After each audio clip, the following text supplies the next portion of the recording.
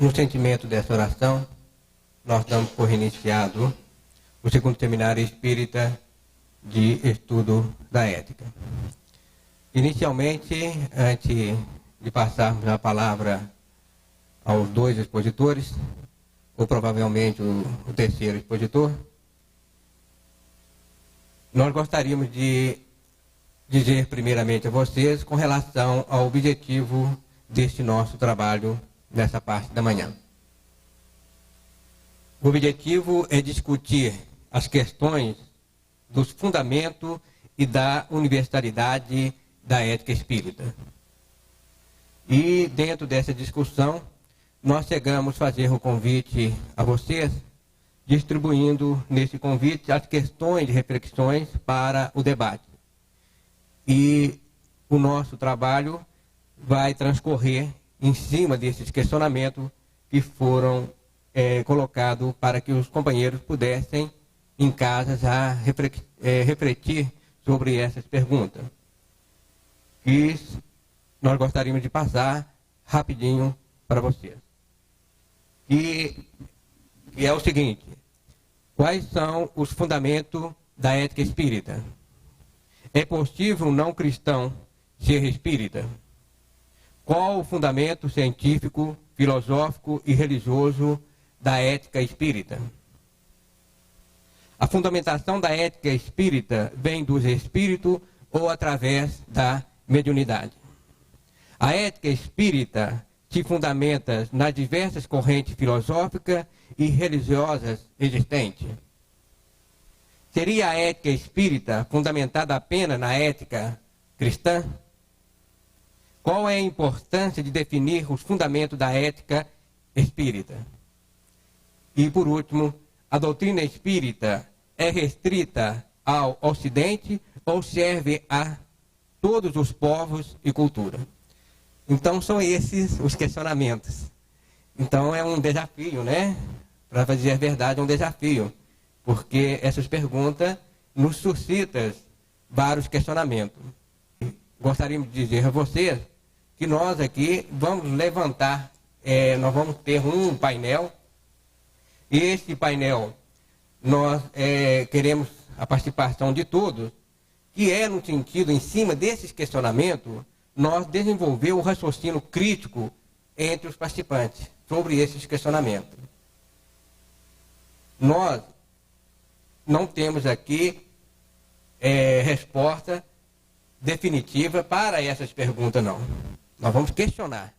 Nós vamos, conjuntamente, aprender esses questionamentos.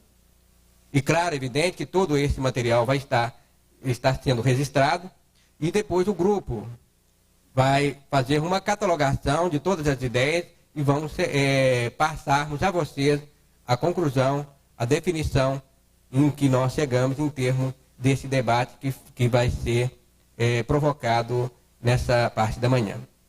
Então, nós vamos fazer o seguinte: primeiramente, nós vamos ter dois painéis com a exposição do Jomar e depois a exposição do José Amaral. E após essa exposição, nós vamos partir para, em forma de debate, vocês vão poder perguntar ou fazer exposição. Só que nós vamos traçar uma regra para esse debate.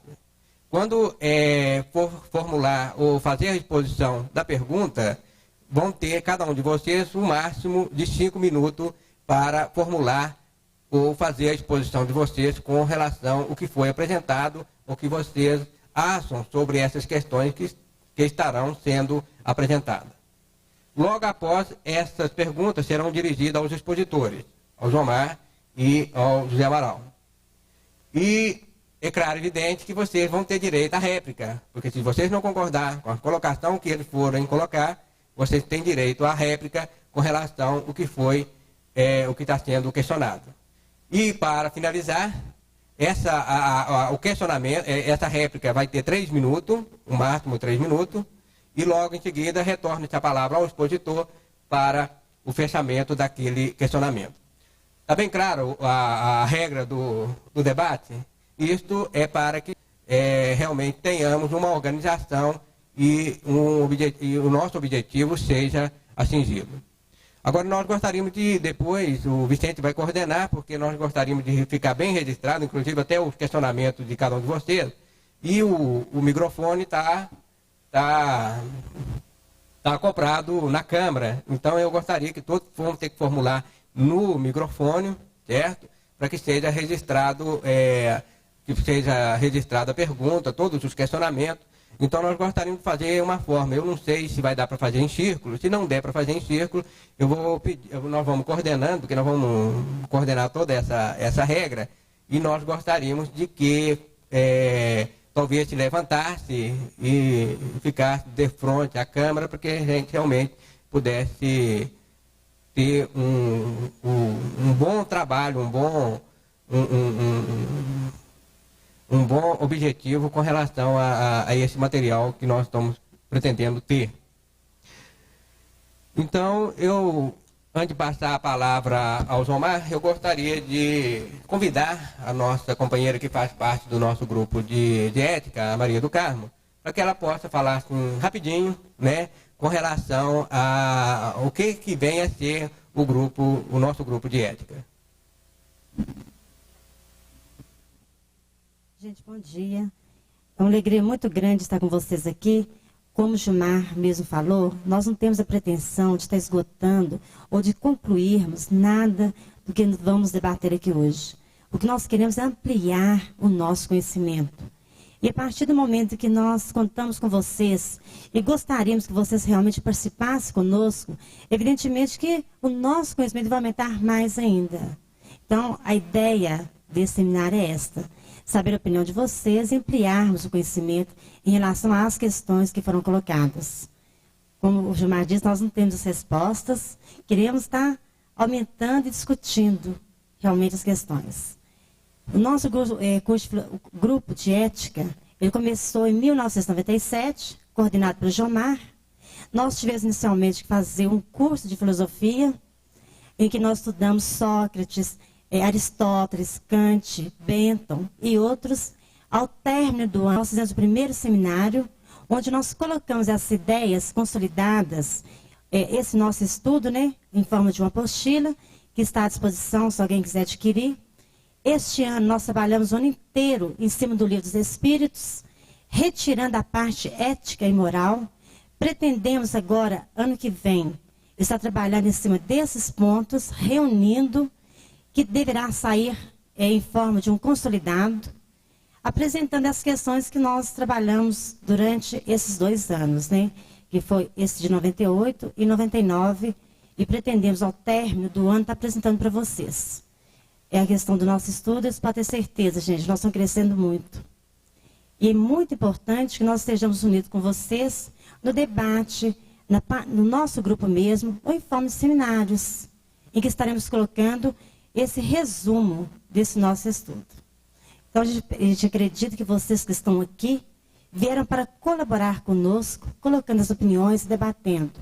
Estamos num grupo de amigos, o fato de termos uma câmera de televisão, né, registrando, não deve definitivamente inibir a ninguém. Mas tem alguém que não gosta de fazer uso do microfone e não gosta de ser filmado, não tem problema nenhum. No momento que a pessoa for falar, nós ligamos, que o mais importante para nós é a participação de vocês. Então, muito obrigada, sejam bem-vindos.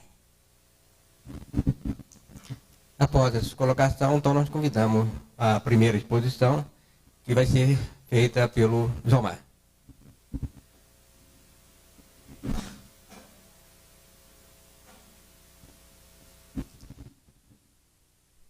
Bom dia.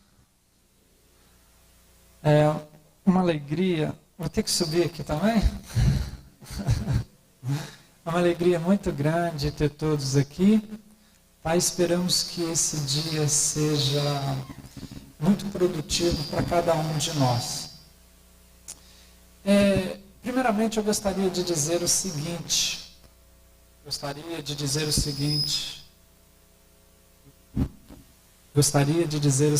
Melhorou? Bom, nós não estamos aqui, não temos a mínima pretensão de colocar aqui alguma ideia, seja considerada como uma verdade absoluta. Tivemos muito receio, inclusive, de levantar esses temas num debate aberto, porque ainda não é um tema assente no movimento espírita, é um tema que está em discussão nos jornais, nos periódicos. Alguns grupos de trabalhos defendem algumas ideias assim muito fortemente, né? Então nós queremos levantar essas questões e discutir abertamente essas questões, porque é importante a opinião de vocês. Estamos aqui com diversas pessoas que consideramos muito. Melhorou? Então, eu nem vou citar nomes, mas tem pessoas que nós convidamos aqui, especificamente. Vicente, se tirar o microfone, não melhora? Microfonia, tá dando?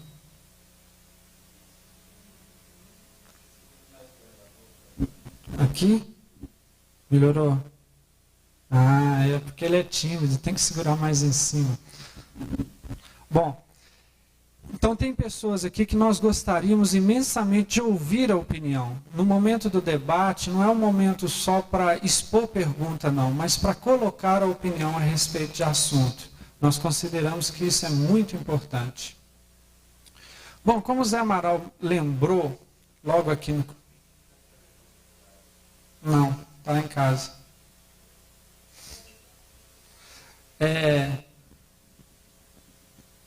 Talvez a ponchete tenha alguma coisa. Vocês gozaram minha ponchete no começo, tá vendo?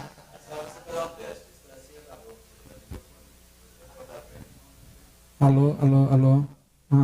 Tem que quase beijar o microfone, né? Tá bom. Eu fico muito constrangido de estar sendo filmado, mas o pessoal quer que isso seja guardado para estudos posteriores, para ser compilado o trabalho, fazer o quê, né?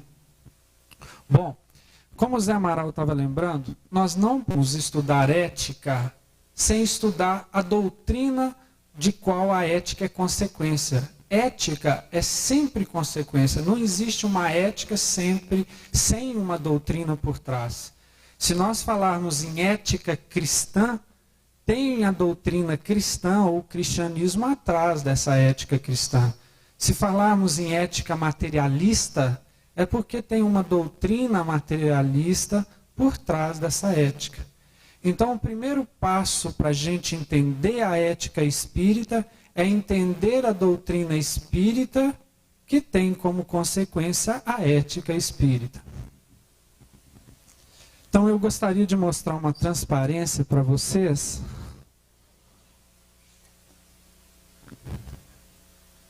Tem jeito de apagar essa luz aqui da frente?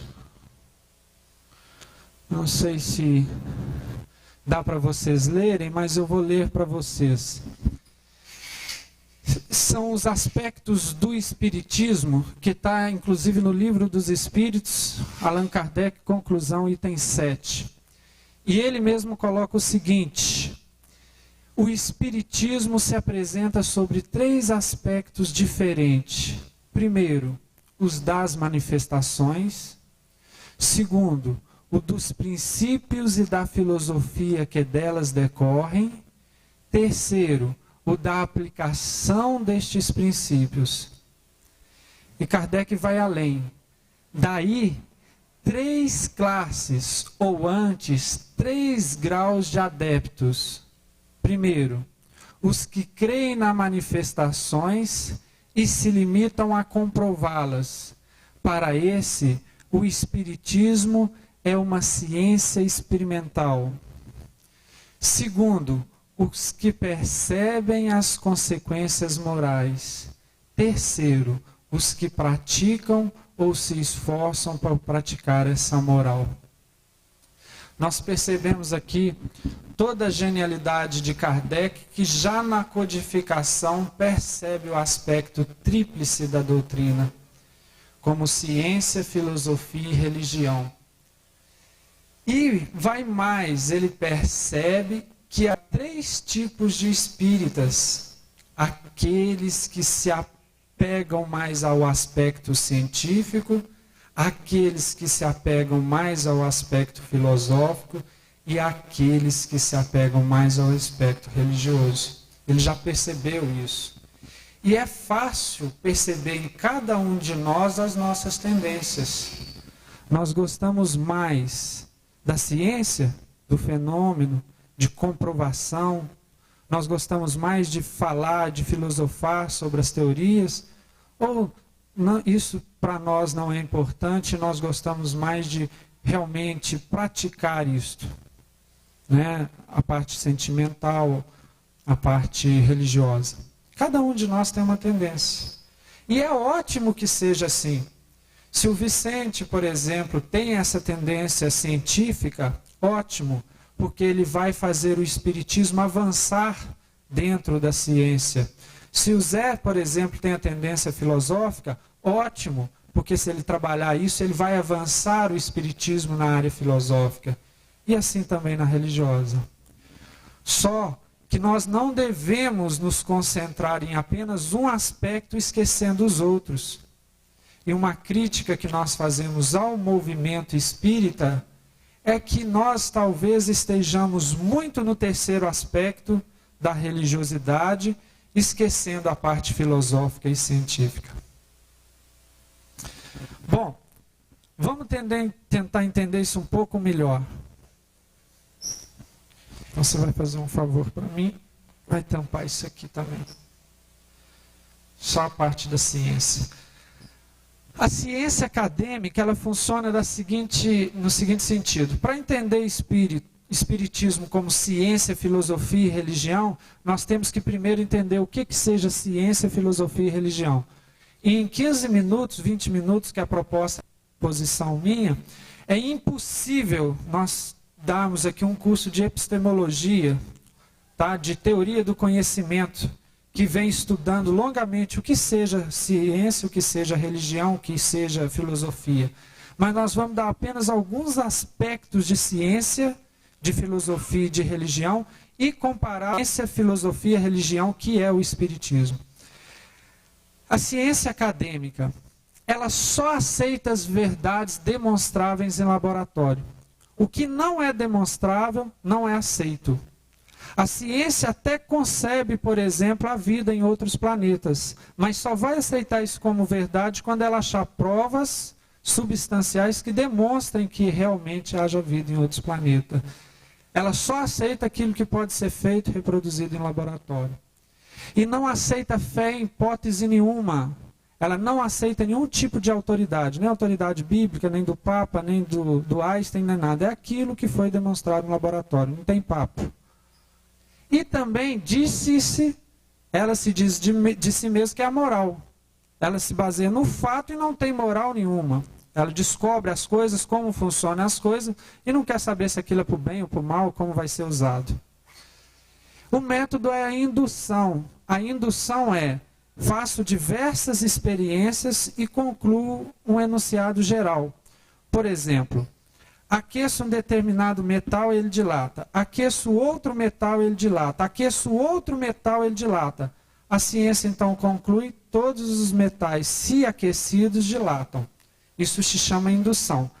Através de diversos fatos isolados, conclui um enunciado geral. E aqui que está o problema, é fundamentalmente materialista. Tá? Ela funciona naquilo que ela percebe, aquilo que ela vê, aquilo que é demonstrado no laboratório, então ela é materialista. Ela não consegue ver o espírito, não consegue pesar o espírito, não consegue medir o espírito no laboratório, então ela é materialista. Estuda a natureza mensurável. Claro, ela tem que estudar essa natureza que é capaz de ser medida. Porque a que não é capaz de ser medida, ela não é capaz de estudar em laboratório. Ela estuda até uma natureza que o homem não consegue medir, mas que através de instrumentos consegue medir. Como a macrofísica e a microfísica, que estuda desde as partículas subatômicas ao universo. Mas através de instrumentos que conseguem perceber alguma coisa. Ou seja, mensurável. E a filosofia? Mostra a filosofia para nós, Gilmar. A filosofia, ela aceita a verdade se existe coerência lógica. Não precisa mais ser demonstrado no laboratório, mas precisa ter coerência lógica. O que é coerência lógica? Coerência lógica é seguir as normas do pensamento humano, as normas da lógica, que são leis muito bem definidas dentro da filosofia. E o método é diferente. A filosofia não aceita a indução, não. Ela coloca um tanto de problemas que existem na indução. Ela usa o método dedutivo. O que é o método dedutivo? O método dedutivo é o contrário. Ele parte de um enunciado geral para um enunciado específico. Tipo, por exemplo, vamos imaginar aqui, vamos pegar o contrário. Eu tenho como enunciado geral que todos os metais dilatam. Então, logo, se o cobre é um metal, se eu aquecer o cobre vai dilatar. Ele parte do contrário. O enunciado geral, por exemplo, todo brasileiro é inteligente, tá? O Fernando Henrique é brasileiro, logo o Fernando Henrique é inteligente.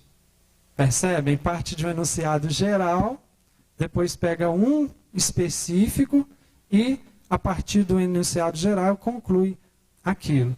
Então, é uma forma chamada dedução. E a filosofia separa a fé da razão. Para a filosofia, razão é uma coisa, fé é outra coisa. Tá? É bem separado e distinto isso. O reino da fé é um reino, o reino da razão é outro. E finalmente nós vamos falando da ciência acadêmica, da filosofia acadêmica, vamos falar das religiões tradicionais. Não mostra o outro não, Gilmar, esconde. Isso. Religiões tradicionais. As religiões tradicionais, ela têm rituais, têm dogmas, possuem hierarquia, chega para cá, Gilmar, possuem templos para os cultos, cultuam imagens, na maioria são soterológicas, ou seja, quem entrar na religião é salvo, Jesus salva, né? Sempre prometem a salvação. Acreditam em milagres, que são leis que derrogam as leis naturais, são fatos que seriam contra a lei natural. Geralmente são criacionistas, pelo menos as religiões bíblicas, que acreditam que houve uma criação e foi criado todas as coisas da forma que são, o homem, os animais e tal. Tem pastores, padres. As religiões mais ocidentais, né, nós estamos falando ocidentais, aceitam a Bíblia como palavra de Deus e exigem a fé que salva. Toda religião geralmente exige essa fé. E, finalmente, o aspecto mais positivo que nós consideramos das religiões é que pega o amor ao próximo e a Deus. Eu acho que todas as religiões, principalmente as religiões cristãs, pregam amor ao próximo e a Deus. Bom, isso é a ciência, filosofia e religião separada, analisadas independentemente. Vamos analisar agora como é que seria a ciência espírita, Gilmar. Mostra para nós o quadro comparativo primeiro. O espiritismo. Desce aí. Bom, desce mais um pouco, Gilmar. E mais um pouco do meu lado aqui. Não, pode mostrar os dois, até para a gente fazer uma comparação entre a ciência acadêmica e o espiritismo.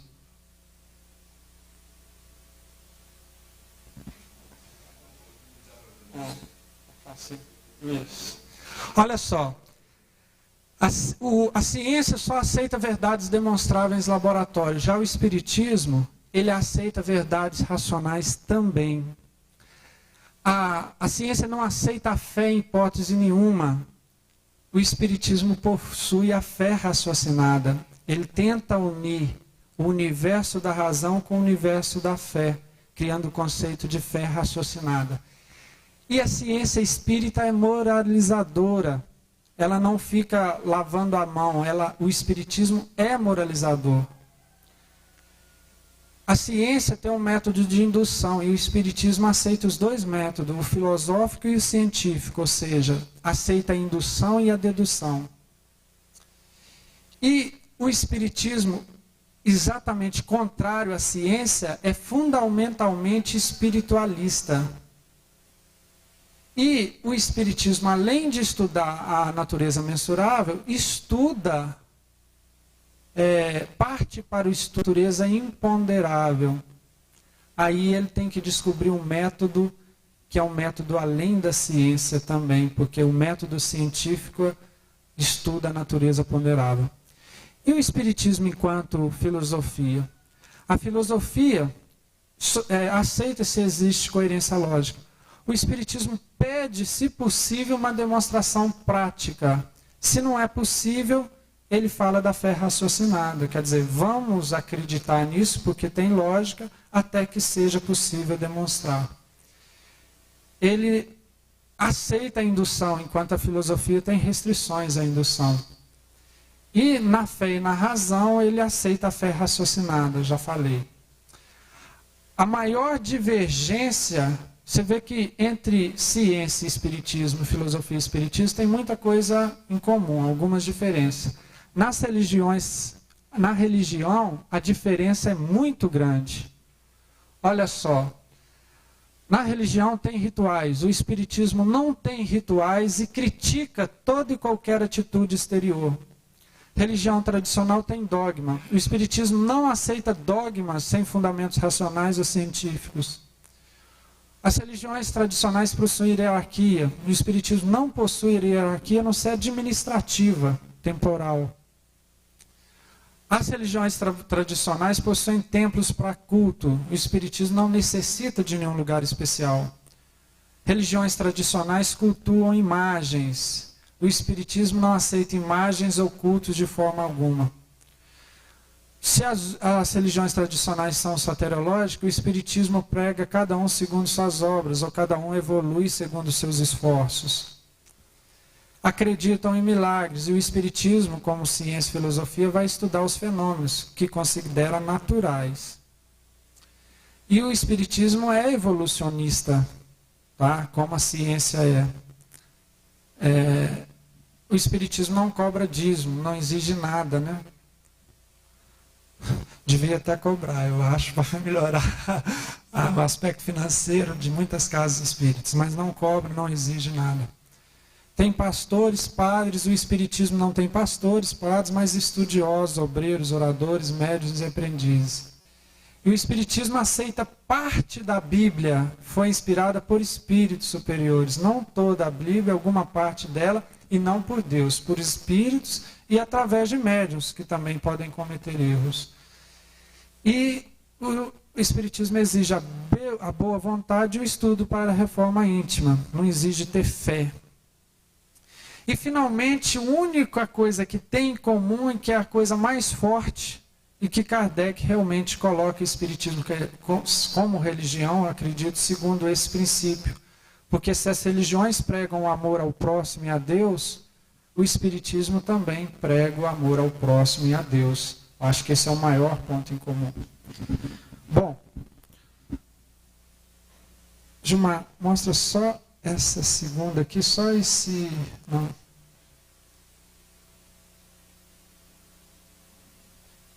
Só esse primeiro parágrafo aqui, Gilmar. Esse aqui. Só esse primeiro parágrafo. Então isso é o espiritismo, gente. Ciência, filosofia e religião. E que nós esquecemos disso. Tá? Nós esquecemos desse tríplice aspecto.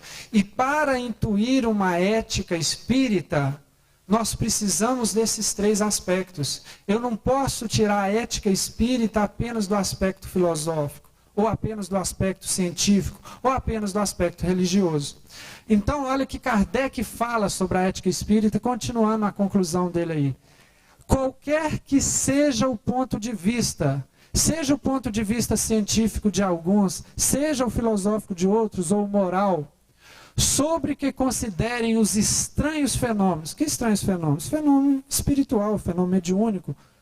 Todos compreendem constituírem eles uma ordem inteiramente nova, ordem nova, não é antiga não, de ideias que surge e da qual não se pode deixar de resultar uma profunda modificação no estado da humanidade. E compreendem que essa modificação não pode deixar de operar-se no sentido do bem. Está grifado, fui eu que grifei. No sentido do bem. Então é Allan Kardec definindo aí a ética espírita, que esses fenômenos estranhos trazer uma nova ética, tá? Ideias novas, surgem inteiramente nova, e no sentido do bem. Quando ele fala sentido do bem, ele está falando em ética, porque a própria definição de ética vai ser essa procura do bem, da justiça, do justo. Bom, eu vou parar de mostrar transparência, Gilmar, porque o tempo nosso já está acabando. Eu vou concluir o seguinte, eu vou concluir que nós devemos ter uma ética científica, nós devemos ter uma ética filosófica e nós devemos ter uma ética religiosa, no sentido de que se o Espiritismo tem 3 aspectos, devem concluir daí também 3 aspectos da ética espírita. E fica estranho, primeiro eu falar de ética científica. O que vem ser uma ética científica? A ciência não é a moral? O que seria essa ética científica? Tá certo? Essa ética científica, ela vai surgir só no século XVII, nós podemos chamá-la de ética empirista. É uma ética que quebra toda a história ética da humanidade até ela, onde a ética vinha muito da razão, racionalista. A ética empirista é uma ética que tenta arguir os seus princípios dos fatos, como a ciência faz. E quem vai inaugurar essa ética é uma personalidade histórica chamada Jeremy Bentham. Ele vai fundar o utilitarismo. E Jeremy Bentham vai falar o seguinte, olha, nós temos que ver as coisas, analisar as coisas, os fatos, e descobrir aquilo que traz felicidade para o homem. E nós, então, devemos agir da forma que traga mais felicidade para a maioria das pessoas. É isso que Bentham vai trazer. E Bentham vai chamar esse princípio de princípio da utilidade. É o princípio que norteia as nossas ações. E ele consegue quebrar, tá, todo um paradigma que existia. Porque eu não vou mais agir de acordo com princípios. Princípios de amar ao próximo, amar a Deus, não matar. Ele vai falar o seguinte, esquece tudo isso. Pense no futuro, na finalidade, nas consequências de seus atos. Haja da maneira que seus atos possam trazer maior felicidade para a maioria das pessoas. Então, em muitos momentos, tá, o Espiritismo, ele vai falar isso, Kardec fala isso. Kardec fala o seguinte,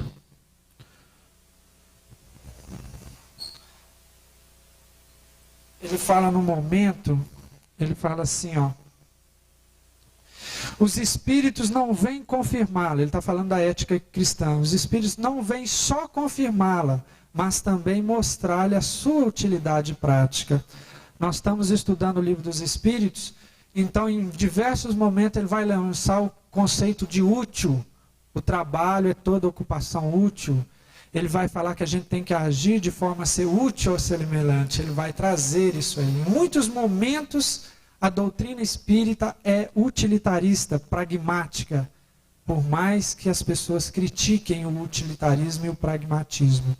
Porém, é um pragmático e utilitarista diferente do de Bentham. Porque Bentham pensava no ser humano da vida à morte. Ou seja, ele pensava no ser humano nesse pedaço. O utilitarismo kardeciano, o utilitarismo espírita, pensa no homem imortal, pensa no espírito. Então é a felicidade, mas a felicidade do espírito, não a felicidade mundana. E a ética filosófica, a ética que vem da parte filosófica da doutrina espírita? É a ética racionalista, é a ética que vem dentro da filosofia, que acreditamos o maior codificador dessa ética racional seria o filósofo Immanuel Kant, onde a doutrina espírita vai também tirar um tanto de conceitos e utilizar no Livro dos Espíritos. Kant defendia uma ética autônoma, uma ética onde cada indivíduo, em frente do momento que ele tem que tomar decisão ética, ele tem que pensar assim: o que eu faria nesse momento que qualquer homem em meu lugar deveria fazer? Isso era o dever, era considerado para ele o dever de cada indivíduo, que o seu ato pudesse se tornar uma lei universal, que a sua ação ética pudesse ser feita por qualquer indivíduo, por qualquer homem, em qualquer lugar, em qualquer tempo. Era a ética racional, era o homem pensando e dali criando uma lei universal, era o princípio categórico dele. Então, na verdade, é muito parecido com Jesus isso aí, né? Jesus manda amar ao próximo, também estava mandando fazer alguma coisa parecida com isso. Então, nós vimos dessa parte filosófica o Espiritismo pegar bastante coisa de Kant também nesse aspecto filosófico. E, finalmente, no aspecto religioso, não há o que falar. Tem uma transparência, essa eu gostaria de mostrar, que a parte servir de guia e modelo, Jesus. Então não há nem o que falar de onde que vem essa ética religiosa, do aspecto religioso do Espiritismo. E ele fala mais ainda na introdução do Evangelho segundo o Espiritismo, ele fala o seguinte: muitos pontos do Evangelho, da Bíblia, os autores sacros em geral, só são inteligíveis, parecendo alguns até irracionais, por falta de uma chave que lhe faculte ou aprenda o verdadeiro sentido. Esta chave está completa no Espiritismo. Ou seja, a origem, a fonte onde o Espiritismo vai, segundo as orientações dos Espíritos, buscar toda a ética da parte religiosa, é na filosofia de Cristo. Agora, será que toda a ética religiosa, ou toda a ética espírita vai ser buscada ali? Não. Na pergunta 626, eu acho que tem aqui, não obrigatoriamente, vai ser buscada apenas em Cristo, não. Kardec deixou isso claro também, está aí? 626 está aqui. Só por Jesus foram reveladas as leis divinas e naturais. Antes do seu aparecimento, o conhecimento dessas leis, só por intuição os homens tiveram? E os Espíritos respondem: já não dissemos que elas estão escritas por todas as partes? Desde os séculos mais longínquos, todos que meditaram sobre a sabedoria hão podido compreendê-las e ensiná-las. Pelos ensinos, mesmo incompletos, que espalharam, prepararam terreno para receber a semente. Estando as leis divinas escritas no livro da natureza, possível foi ao homem reconhecê-las, logo que quis procurar. Por isso é que os preceitos que consagram foram, desde todos os tempos, proclamados pelo homem do bem. E também por isso é que os elementos que delas se encontram, se bem que incompletos ou adulterados pela ignorância, na doutrina moral de todos os povos saídos da barbárie. Ou seja, os elementos da ética espírita, das leis divinas, estão em diversos pontos, diversas culturas. Agora, por que acreditamos que foi Jesus o escolhido? Primeiro, pela pergunta 625. Ele foi o maior exemplo moral que já teve aqui na Terra, realmente, ultrapassando todos os outros. E segundo, como o Pereira lembrou numa conversa que nós tivemos, nós não podemos tirar o espiritismo do movimento espírita, seja encarnado ou desencarnado, o aspecto cultural. Quem que foram os espíritos que codificaram a doutrina espírita? Você vai ver lá muitos santos da Igreja Católica, Santo Agostinho e outros, ligado ao cristianismo. Os encarnados também ligados ao cristianismo, na cultura ocidental cristã. Emmanuel, grande moralizador aqui do Brasil, digamos assim, com obras éticas, né, com grandes obras de filosofia moral. Também foi padre Emanuel da Nóbrega, também ligado ao cristianismo. A cultura ocidental é a cultura cristã, a nível religioso. Agora, eu pergunto como é que seria o espiritismo se tivesse lançado no Oriente, onde a doutrina vigente, a cultura vigente é Buda, é outras religiões. E pergunto o seguinte, será que Buda não poderia ser analisado aos olhos da doutrina espírita? Será que alguém não poderia escrever o Evangelho de Buda segundo a doutrina espírita e dali, como na pergunta 626, tirar todos os princípios morais de Buda que estão condizentes com a doutrina dos espíritos? E finalmente eu queria, terminando, lançando a parte mais polêmica da minha pequena exposição, que é o seguinte: o nosso Jesus, nosso meigo nazareno, o Jesus que o Espiritismo construiu, tá? O que é o Jesus que o Espiritismo construiu? O Jesus que foi concebido segundo as instruções dos Espíritos, o Jesus de Emmanuel, o Jesus do Evangelho segundo o Espiritismo, e o Jesus que nós estamos acostumados a falar dele, é bem diferente do Jesus do catolicismo, do Jesus do protestantismo. Sabe por quê? Porque a obra, a fonte de pesquisa deles, do Jesus, é o livro histórico, os evangelhos que foram deixados. E eles ali tentaram refletir sobre essa doutrina e tiraram as suas doutrinas morais dali. E o Espiritismo não. A fonte inspiradora da doutrina moral cristã e espírita foram os espíritos que interpretaram Jesus. Deu para entender isso? Um exemplo claro. Eu falo assim, você é cristão? Aí você responde assim, sou. Ah, então você acredita em céu e inferno? Não, eu acredito em reencarnação.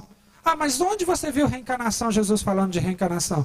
Ah, eu vi lá no diálogo com Nicodemos, que ele falou assim, se você não nascer de novo, você não vai no reino dos céus. Não, mas Nicodemos aí, Jesus estava falando do batismo. Você não vê que no final ele fala ser batizado, a água, não sei o quê? Aquilo é batismo, aquilo é uma coisa alegórica. O evangelho não é cheio de alegoria? Aquilo é alegórico. Ele não estava falando de fato, ele estava falando de uma alegoria do batismo. E vai convencer essa pessoa que não é. Ah, e do Elias lá, que foi João Batista? Aquilo é outra alegoria, era um simbolismo. E vai convencer essa pessoa que não é isso.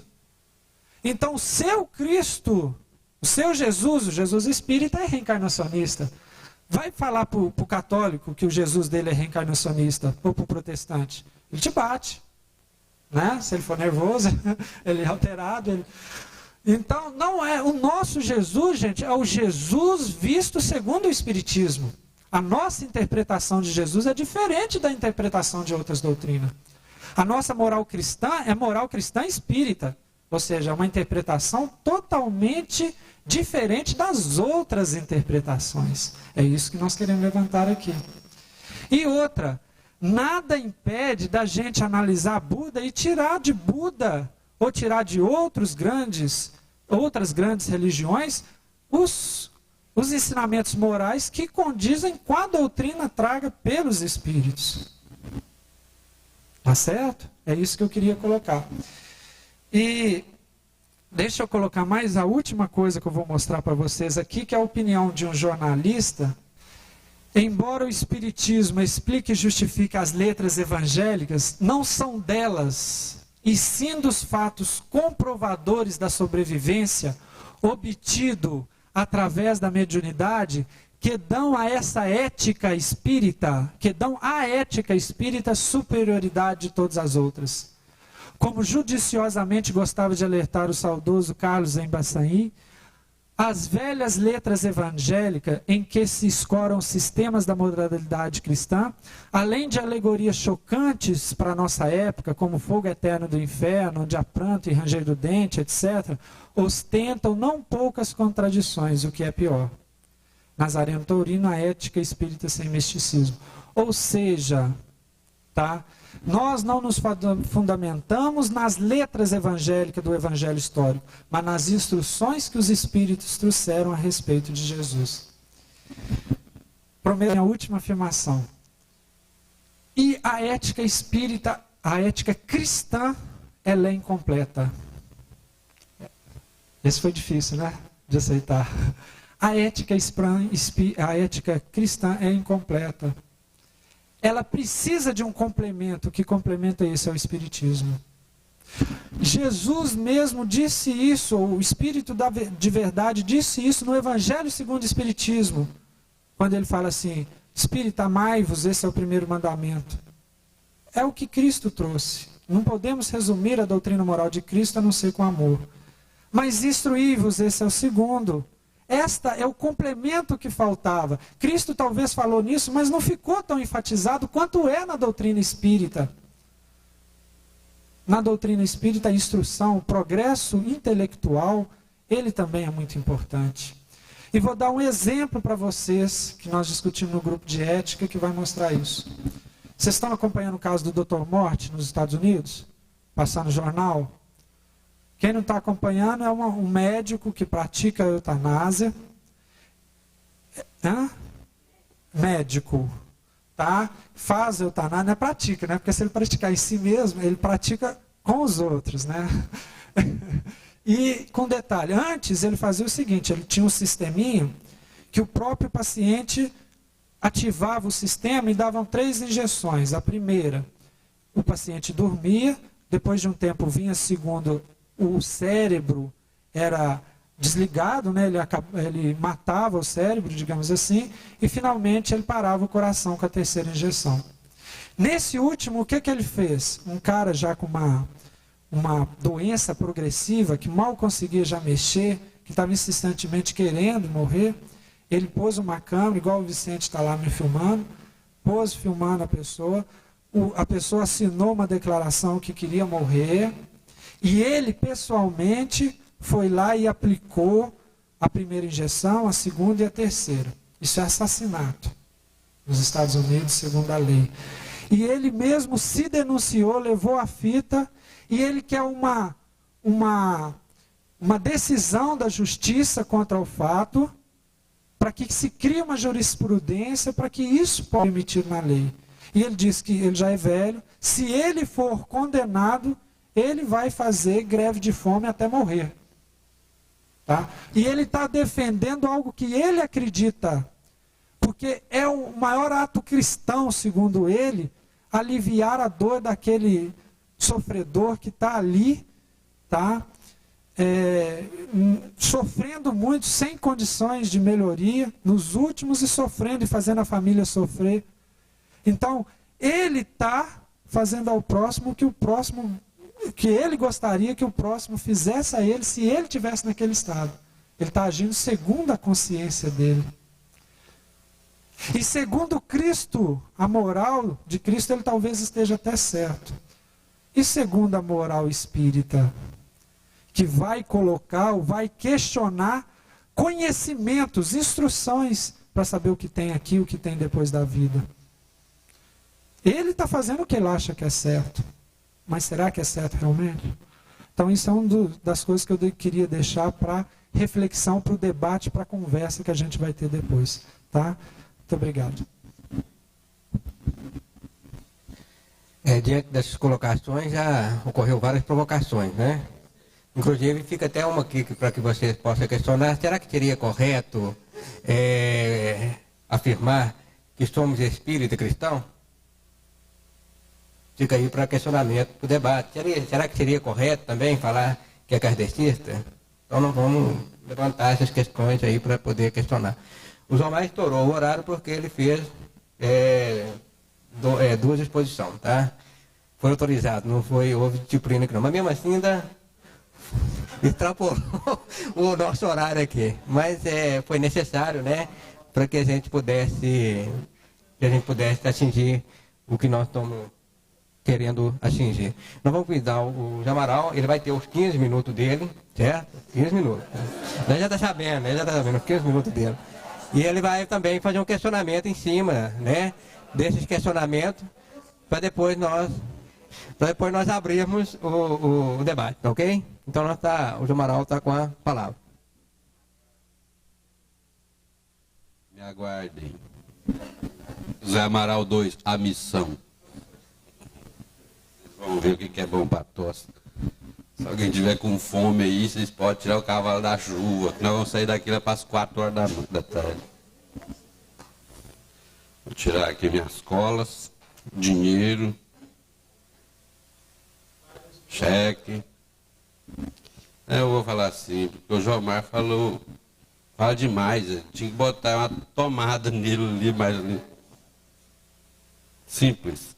Eu vou me ater só às perguntas, fica mais fácil da gente concentrar a nossa discussão, porque falar de ética, falar do sentido ético, ou discutir questões éticas são muito complicadas para uma tarde, para uma manhã, para um dia, 2, 3, 4. A gente tem que aprender ao longo da vida mesmo, a gente tem que aprender ao longo do crescimento íntimo.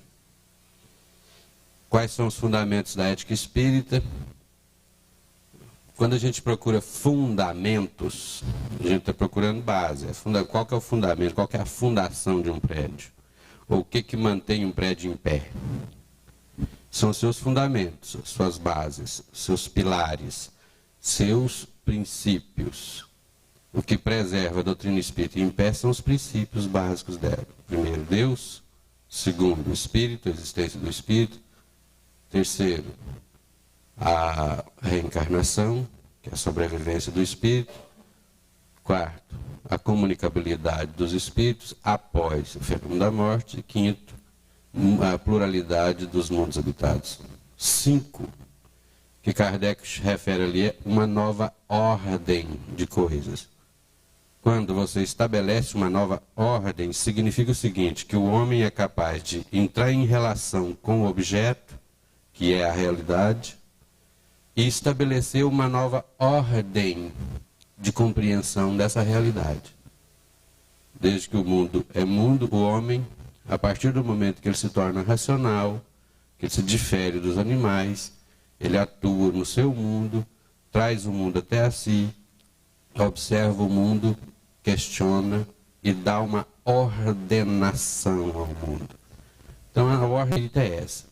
Se sustenta em cima desses 5 pilares mestres, que é o fundamento da doutrina espírita. B. É possível um não cristão, budista, islamista, ser espírita? É possível ele aceitar como princípios de compreensão da sua própria realidade, quer dizer, o espírita, a partir desses 5 princípios básicos, ele também é capaz de interpretar e ver princípios de outras religiões.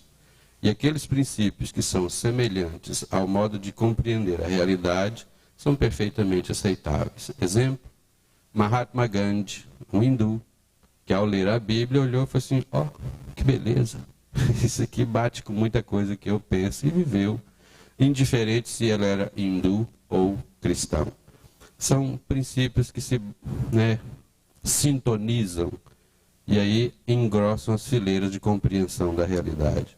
Muito pelo contrário, aumenta a construção da própria fé, da própria maneira de pensar a realidade. Então, quando o espírito encontra no budismo algo que sustenta a sua fé, principalmente no campo da reencarnação, lá também tem um princípio da reencarnação muito forte. O budista também encontra no espiritismo muita coisa que pode completar o princípio que eles já têm. Entendeu? Agora, resta saber se essas criaturas têm consciência de que aonde que estão atuando.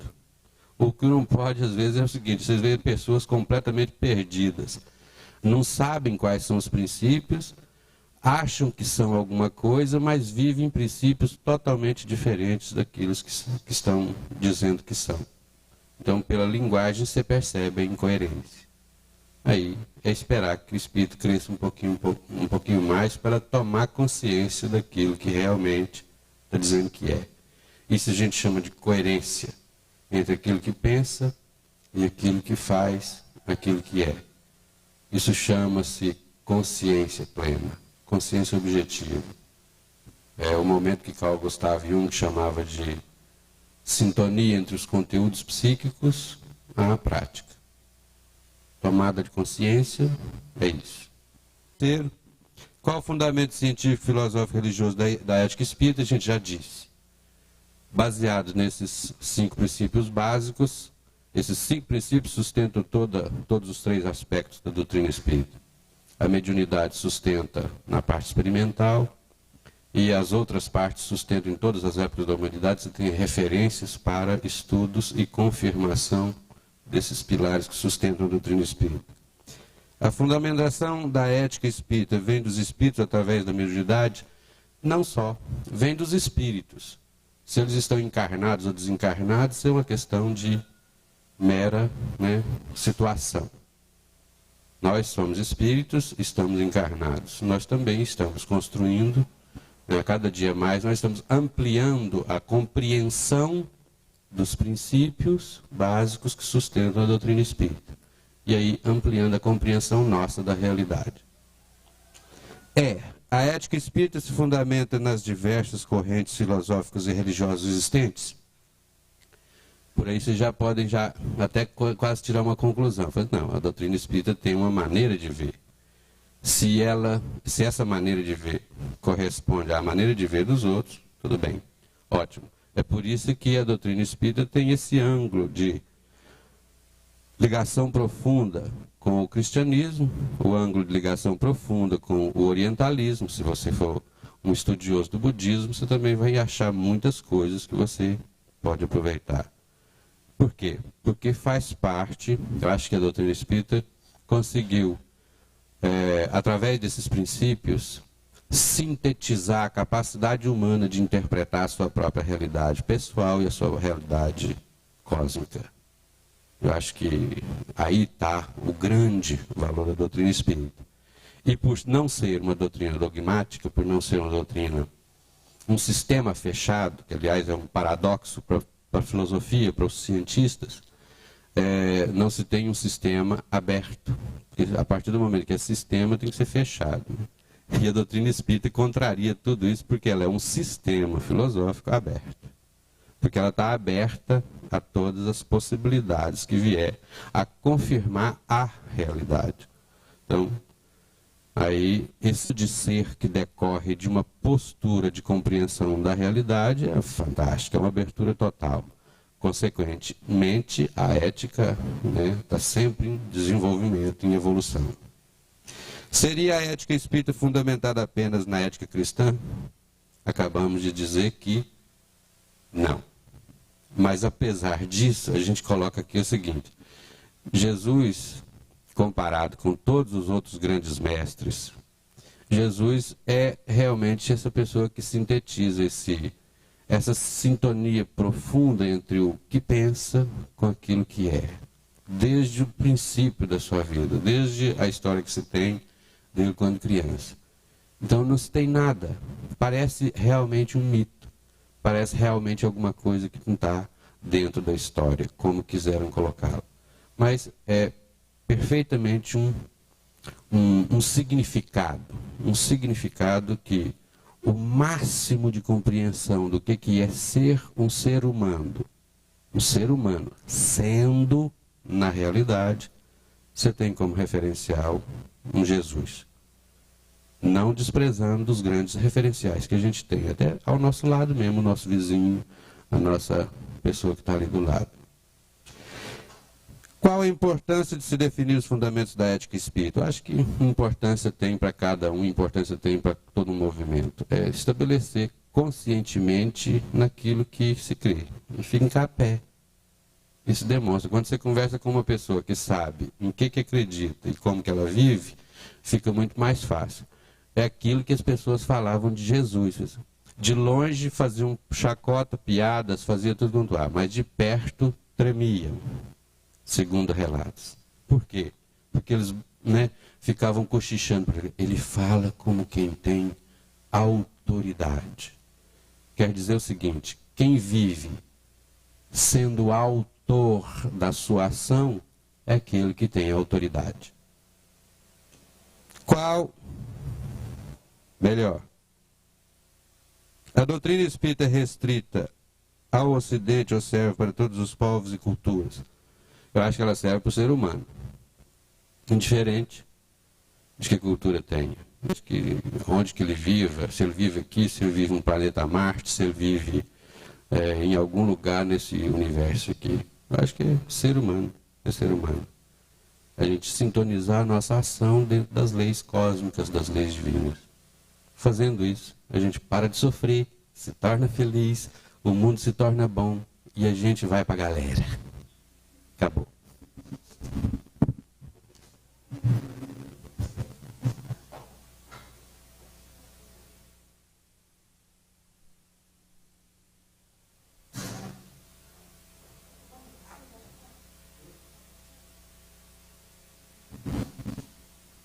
Temos que discutir com o Vicente, porque nós vamos buscar esse material, né? Em círculo talvez fique difícil de pegar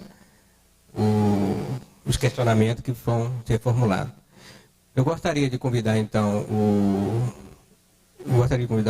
Jomar, o Zé Amaral, para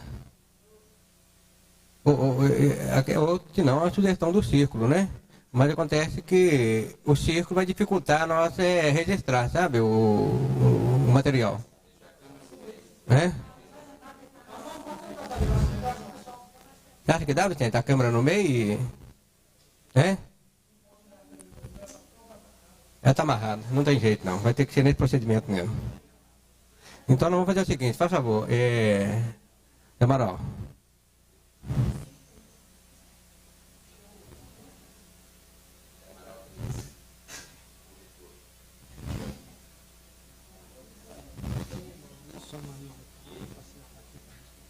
Pode.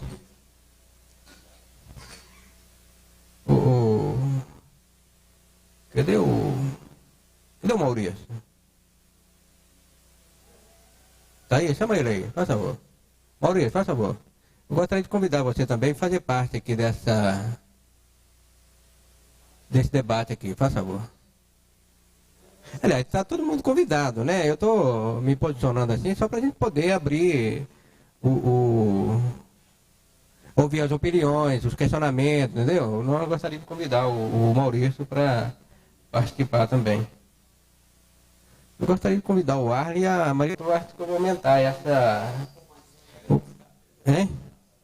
Como é que é? 2 cadeiras? Mas aí fica... Aí não vamos tirar retrato não, né? Aí eu falei assim, vai tirar retrato, será que dá?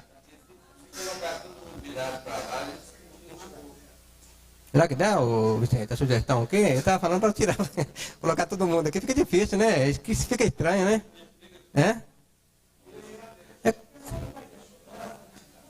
Levanta, não, faz o seguinte, a pessoa que for questionar.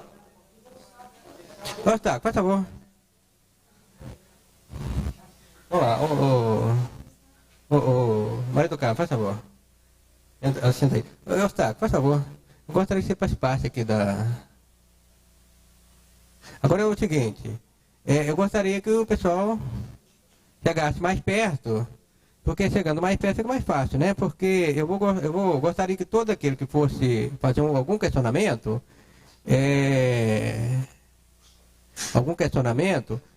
se dirigisse aqui na frente, tá? Nessa posição que eu estou aqui,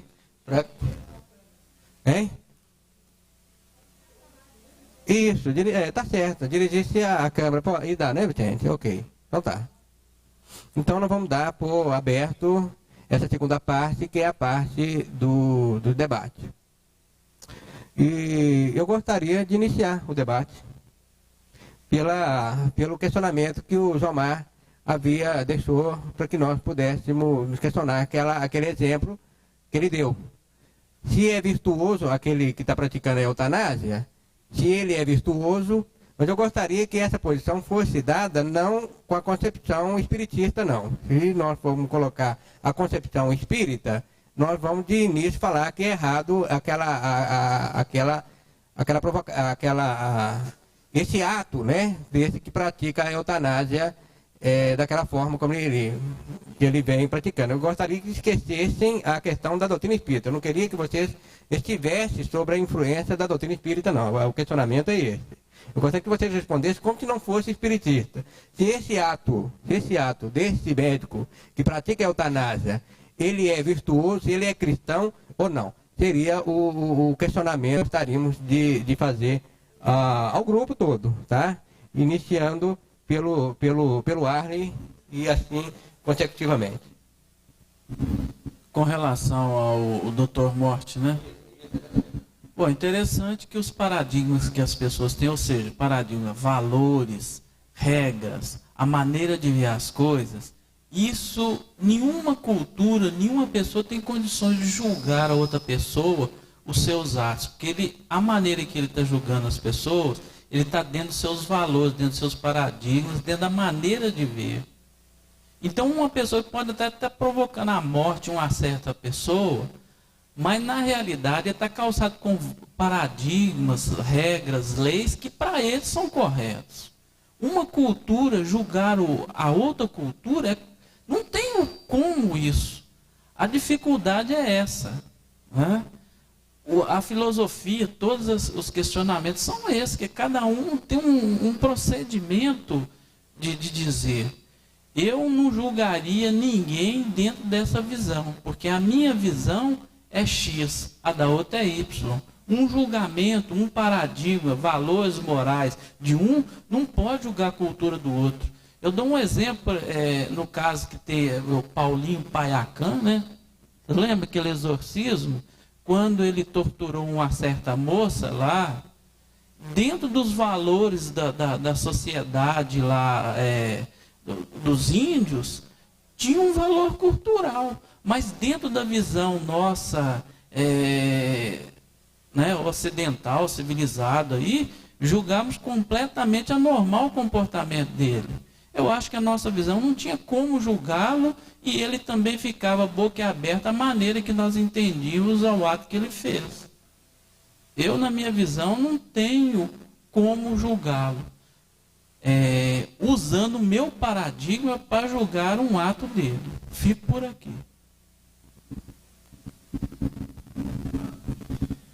Eu discordo em parte do Arlen, porque para nós podermos analisar o trabalho desse médico, primeiro que nós temos que observar que ele está na mesma cultura que nós, cultura ocidental. Ele não é parte de uma cultura que diverge fundamentalmente da nossa.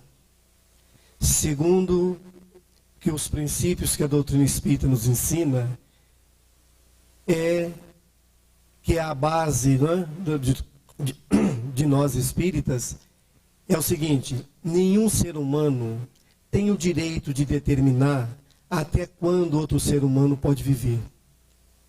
Quando um ser humano se arvora no direito de determinar a morte de outro ser humano, ele está infringindo um princípio ético fundamental, de que ele não foi o autor da vida.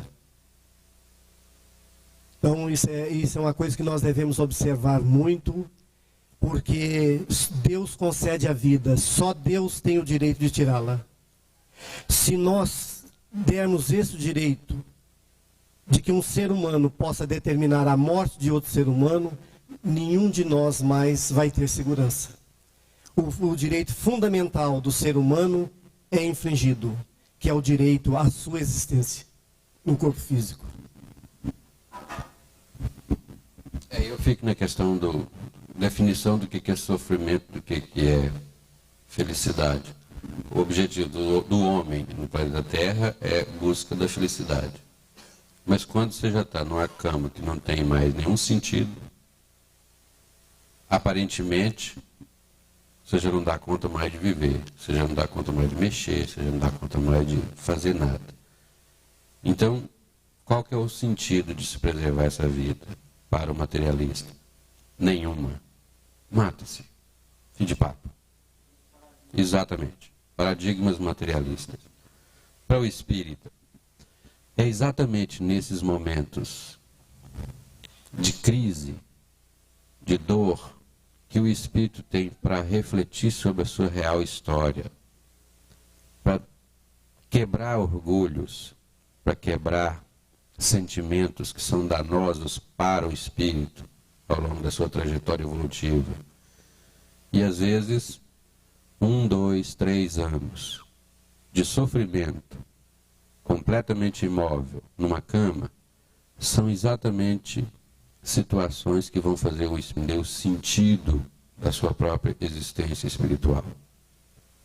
É nesse aspecto que a gente tem a formação do argumento de contra essa ação. Não é simplesmente porque acredito nisso, porque acredito naquilo.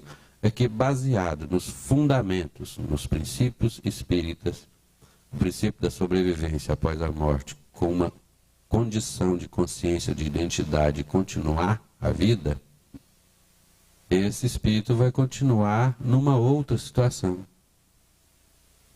Talvez melhor, porque aprendeu a respeitar-se, a respeitar o outro, por causa desse período de tempo. Não há quem não saiba o valor que se tem de uma enfermidade na hora que a gente passa por ela. Na hora que a gente está passando, é doloroso, dói.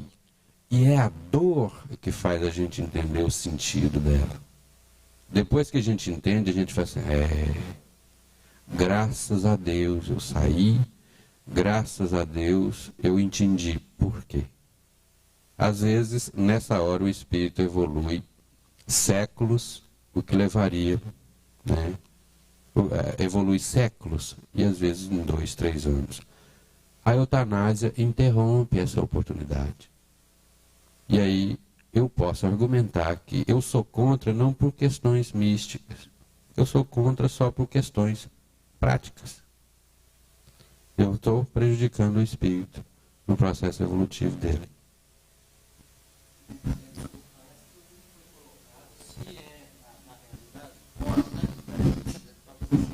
Aquele que discordar depois vai ter direito à réplica, tá? O procedimento é esse. Nós vamos seguir para a gente poder atingir o objetivo.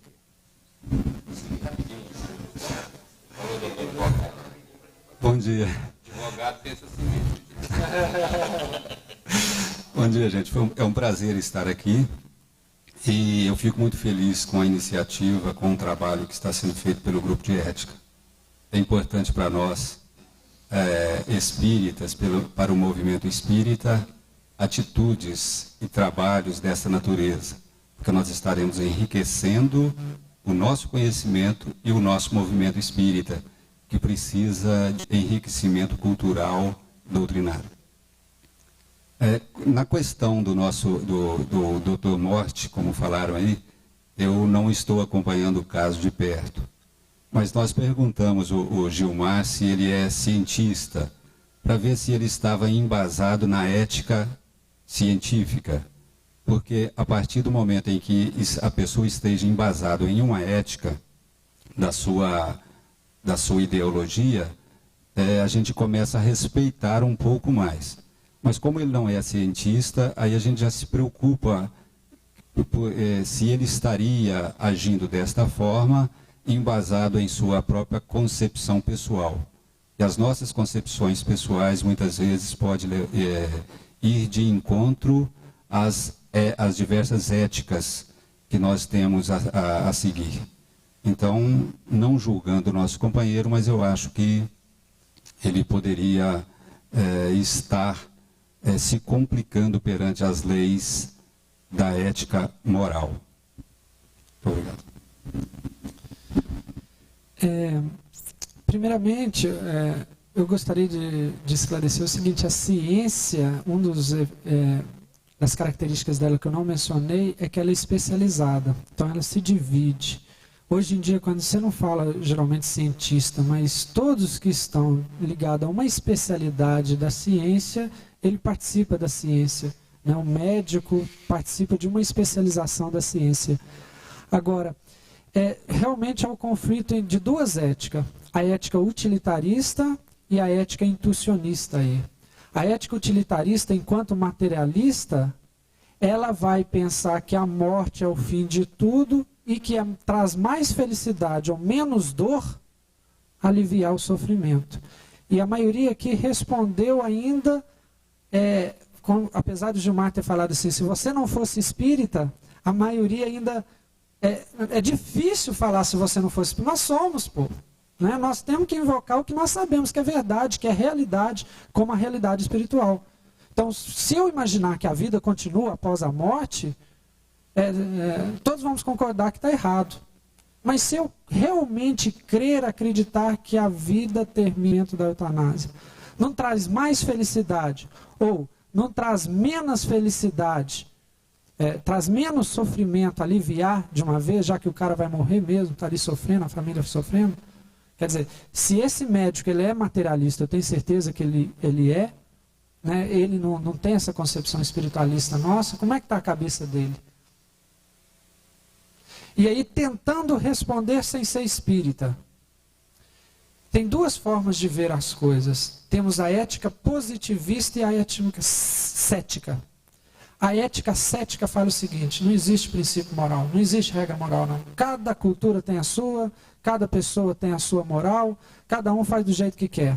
Tá? Porque os índios fazem disso, os islãs fazem isso, os cristãos fazem de outro jeito, os espíritas de outro, os materialistas de outro. E quem está com a razão? Não existe um fato. Não existe um fato que eu possa definir como bem viver. Qual é a coisa ética? Isso os céticos falam. Então, ele está certo, segundo os céticos. E os positivistas acreditam que existe uma lei. Uma lei que realmente diz o que é certo e errado. O que é certo é o que está dentro da lei, o que é errado é o que está fora da lei. O Espiritismo aceita as duas versões. Ele é positivista em essência porque diz que existe uma lei natural divina perfeita e que nós estamos certos se estamos dentro da lei e errados se estamos fora da lei.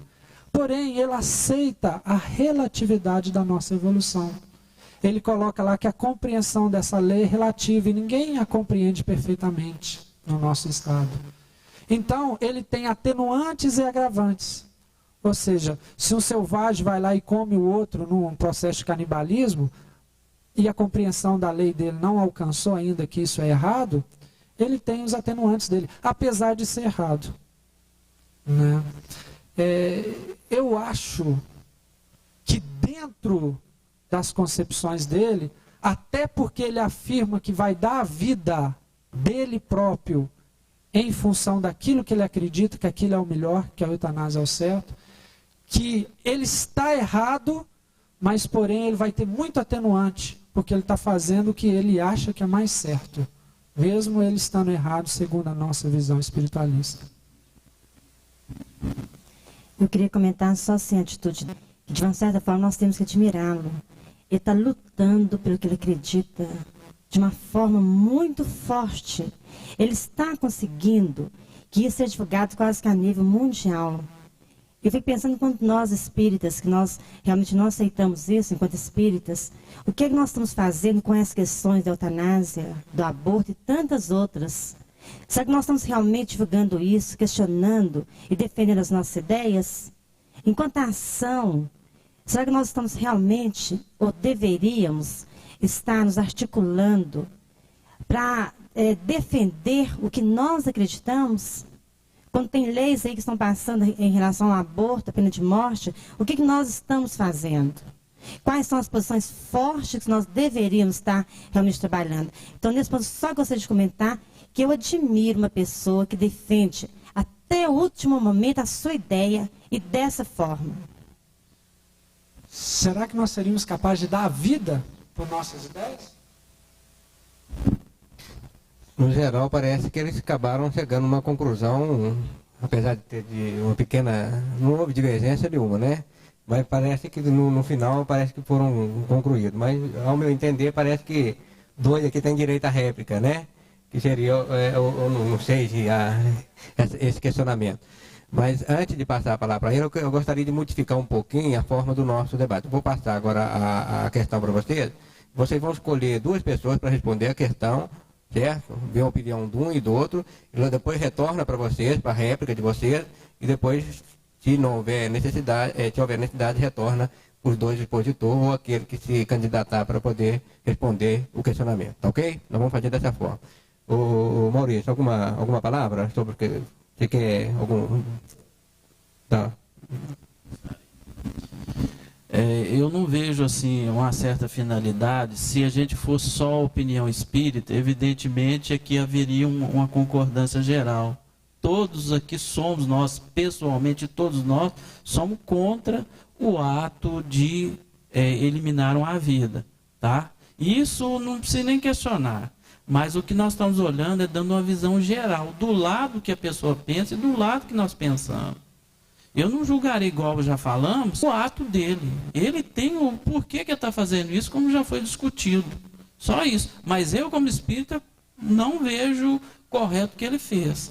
Mas há uma compreensão como o que ele pensa, por que ele está fazendo. Eu não julgo a pessoa nesse sentido, mas tem meu posicionamento. É incorreto. Mas dentro da visão dele, para ele está correto. É isso que a gente quer colocar. Aquele que quer perguntar. Faz favor. Tem que aparecer lá.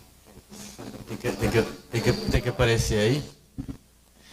É só duas observações que o Cristo nos disse, que o escândalo é necessário, mas ai de quem o praticá-lo.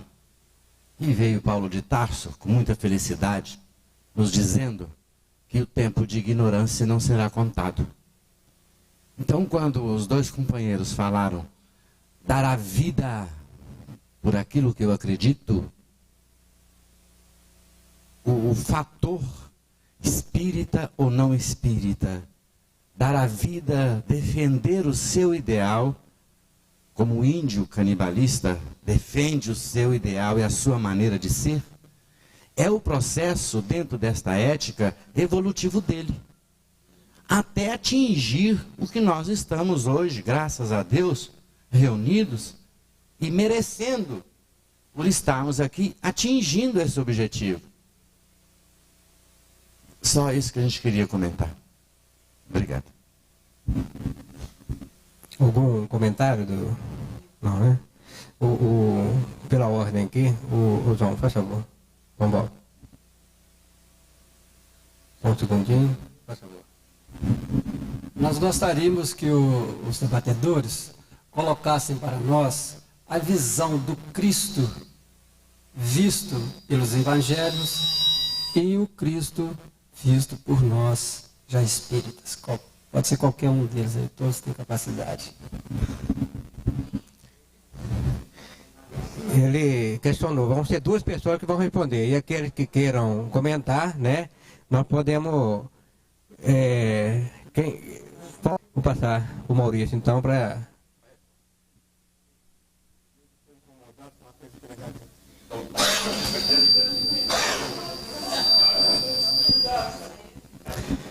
Meus irmãos, para a gente poder analisar o Cristo, sem a ótica espírita e com a ótica espírita, nós temos que observar o seguinte: os evangelhos chegaram até nós, não chegaram na íntegra, porque o tempo em que Jesus trouxe a sua mensagem era um tempo de pouca cultura. Os meios de transporte e comunicação eram os piores possíveis, eram os mais rudimentares. Durante muitos anos, nos primeiros 80 anos do cristianismo, aliás, nos primeiros 60 anos do cristianismo, os ensinamentos de Jesus passaram de palavra a palavra, quer dizer, de boca em boca, porque não havia nada escrito. O primeiro evangelho foi o evangelho de Marcos, que ele deve ter chegado para o livro por volta do ano de 48, 50. Então, o evangelho, a visão que os evangelhos dão de Jesus é uma visão fragmentária. O essencial da sua mensagem passou para a humanidade. Mas muita coisa da personalidade de Jesus ficou um tanto quanto embaciado. Com a chegada da doutrina espírita, muitas das coisas que foram mal registradas pelo tempo, os espíritos discorreram sobre elas e deram uma visão mais profunda da pessoa do Cristo.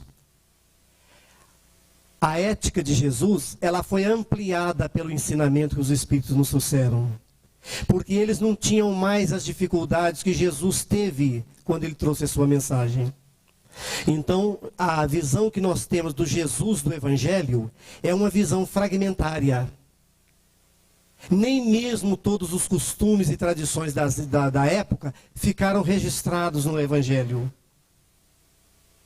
Mas com o advento da doutrina espírita, com o trabalho que a espiritualidade desenvolveu em cima dos ensinamentos de Jesus, a visão do Jesus espírita é muito mais profunda, ela é muito mais abrangente.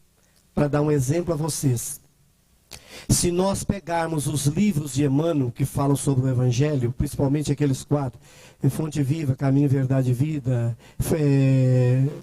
o Pão Nosso e esse outro, se nós pegarmos essas 4 obras e se nós fizermos um estudo dentro dessa obra, nós vamos ver que personalidade admirável que aparece de Jesus. Um homem que foi capaz de transformar a vida de outros homens que ajudaram na transformação do mundo. No estudo de Emmanuel, a gente observa isso. Então, o Jesus evangélico, o Jesus dos evangelhos, é um Jesus fragmentário. Chegou até nós nos seus pontos essenciais, mas a doutrina espírita o completou em toda a sua plenitude. Por isso é que as religiões tradicionalistas, elas ainda acreditam em batismo, elas acreditam em salvação, elas acreditam em céu e inferno. Por quê? Porque essas ideias foram adentradas ao cristianismo pela falta de cultura, pela falta de condições da época. Então isso tudo manchou de uma certa forma o edifício cristão. Então, hoje, dentro da doutrina espírita, com o trabalho que a espiritualidade está trazendo, nós estamos vendo um Cristo mais extraordinário.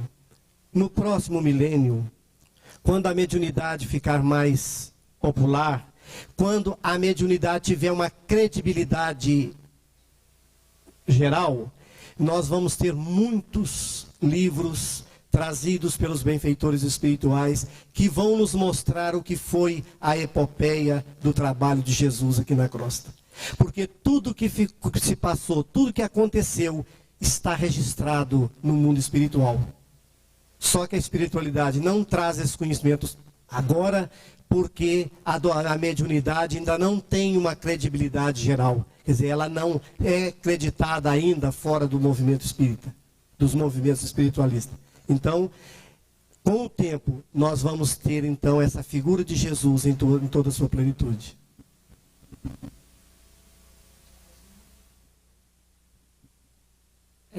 João, eu não sei se ele com aspecto, mas eu gostaria de enfatizar entre a diferença do Cristo segundo a análise dos espíritos, né, o Cristo espírita, e dos evangélicos, eu incluo o católico também. Eu sinto que a maior diferença na visão, que por causa disso que você falou, né, desse apenas estudo do evangelho fragmentário, é a concepção de que Jesus é Deus.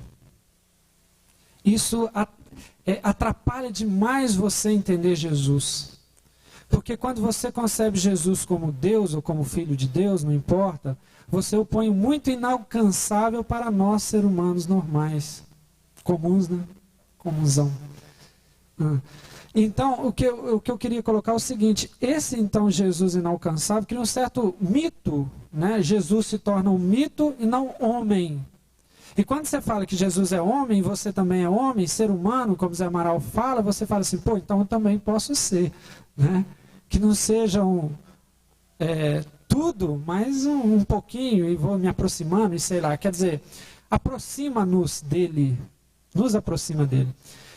Então esse fato eu acho relevante diferença, e também sem os auxílios da espiritualidade, como você falou, de certos pedaços separados do evangelho, já que é fragmentário, constrói muitas vezes um Jesus irado, né? Raça de víboras, não sei o quê, e dou cacetada para lá, para cá.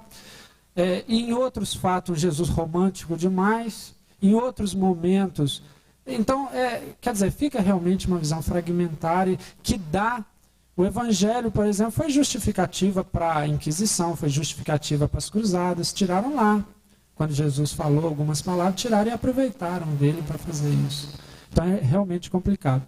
E a Maria do Carmo estava aqui cochichando comigo e fala assim, e aí, como é que nós provamos que esse Jesus trazido pelos Espíritos, comentado, é o Jesus verdadeiro? Né? Como é que nós vamos demonstrar para os católicos ou para os protestantes que tem o Evangelho, né? Evangelho histórico, que o nosso Jesus, o trago pelo Espírito, é realmente o Jesus verdadeiro? Eu tenho a resposta. Vocês querem saber? Depois do Maurício. Não, gente, eu só quero falar uma coisa. Ele falou uma coisa ali muito importante, que mesmo hoje as igrejas cristãs, né, elas aceitam Jesus como Deus. Os cristãos antigos não aceitavam Jesus como Deus. Eles não aceitavam essa ideia. Quem introduziu, quem colocou isso oficialmente na igreja cristã foi